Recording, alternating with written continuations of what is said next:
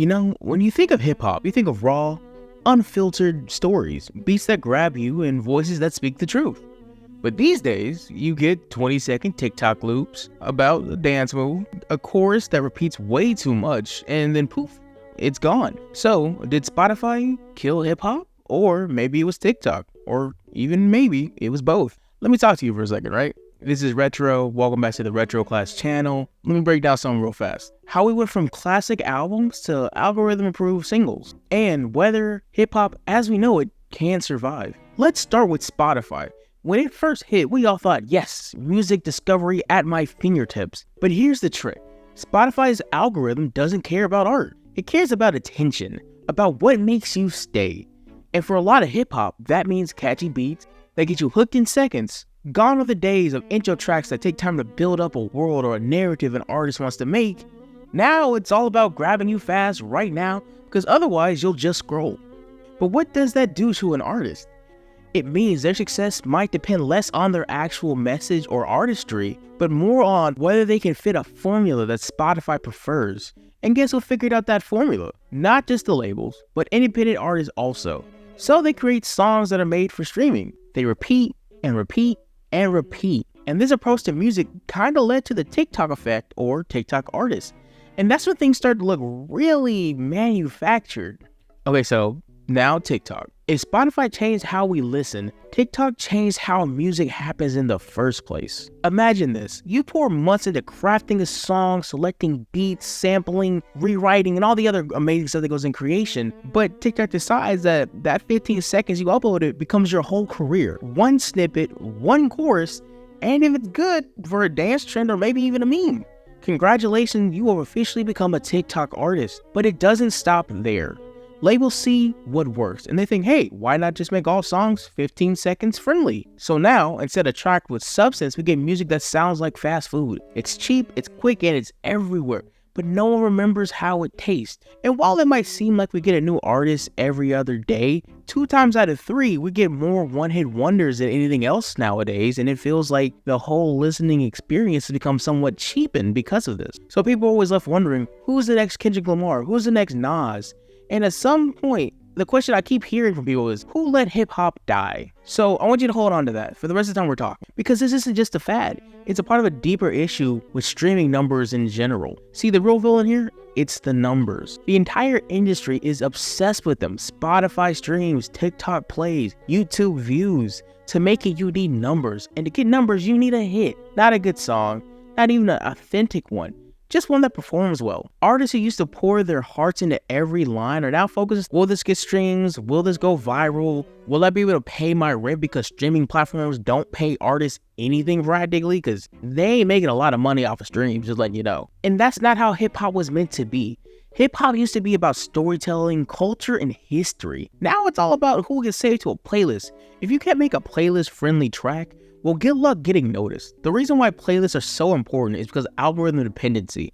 About 66% of Spotify streams come from playlist placements, like Rap Caviar, Today's Top Hits, which are curated to maximize listeners' engagement. This encourages artists to aim for sound that's cookie cutter, that fits these playlists, that favors repetition and disapproves and ignores experimentation. Gone are the days of weird sounds with crazy beat loops to nowadays you only get generic insert hip hop track here, beat sample here, everybody somewhat sounds the same here, auto-tune this, that, and the third, and it's tiresome to some extent. Another thing is, they do all this to hit the numbers, but the sad truth of the matter is, even if you do hit those numbers and get on those playlists, it might not even matter.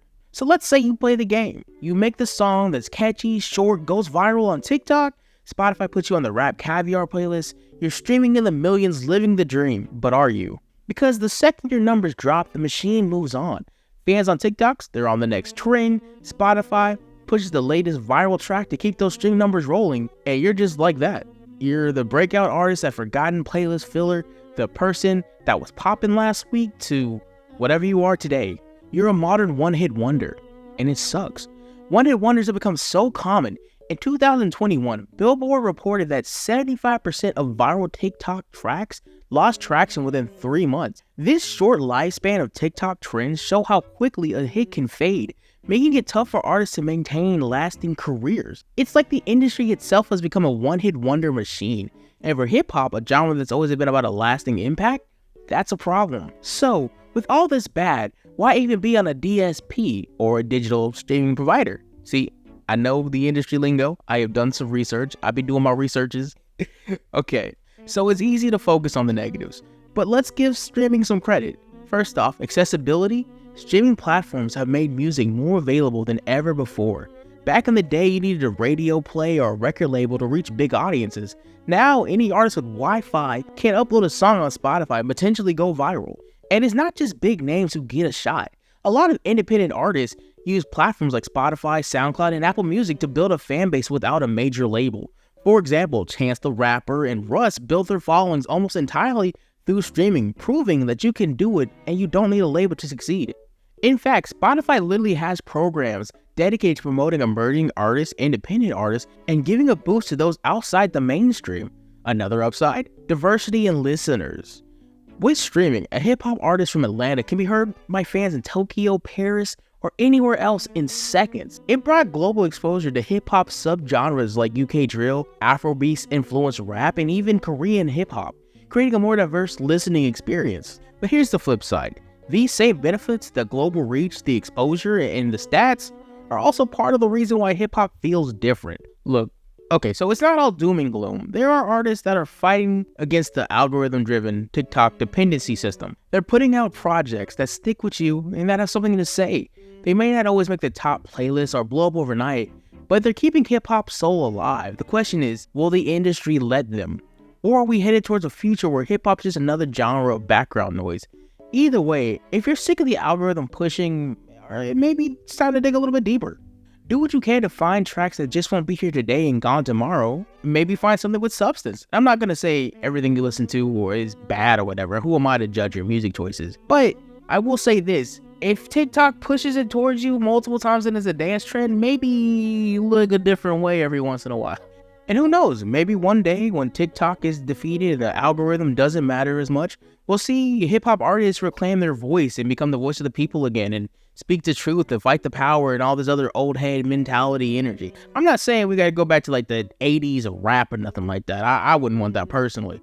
But I am saying maybe we can get back to a place where hip-hop is taken and used for more. I'm not saying just as like a Kendrick Lamar fan, like, and I'm not trying to be that kind of five-head, old head uncle energy, whatever the fuck. But I am saying, like, maybe we could be more than just what the stereotypes put onto hip-hop music again. It was cool seeing that growing up, and I'd love to see that again. But yeah, thanks for watching if you got this far. Leave a like, comment, all the other fun stuff. And if you have any favorite artists that you'd like to talk about, because I love listening to music. I've done like 3 music videos on this channel. I'm going to keep doing more because I love music. So just, let me know if you got any cool artists that you think are like better than the algorithm or just any cool underground stuff. Let me know. Put them in the comments. I love to talk about them, or at least love recommendations. Thanks for watching. Okay, as always, we talk about why I did this video at the end of these. So me and my friend were talking recently about like a lot of Gen Z music and how it felt like soulless to some extent because they're all like kind of talking about the same thing. And so we were just like complaining about it. And I'm like, why did it get this bad? How did we get here? And I'm like, oh yeah, Spotify, Pandora, well, maybe not Pandora as much, but mostly Spotify, TikTok, and all these other like algorithm pushing music platforms. They all kind of like force this mass production feel on music, and it kind of sucks. And not even just like hip hop in general, like pop music, soul music, country music, R&B, they all just feel like generic now. And I just want to talk about that. So thanks for watching once again if you got this far. Have a great day. I almost had an outro right there. I almost did. I almost had it, but I didn't. Okay, bye.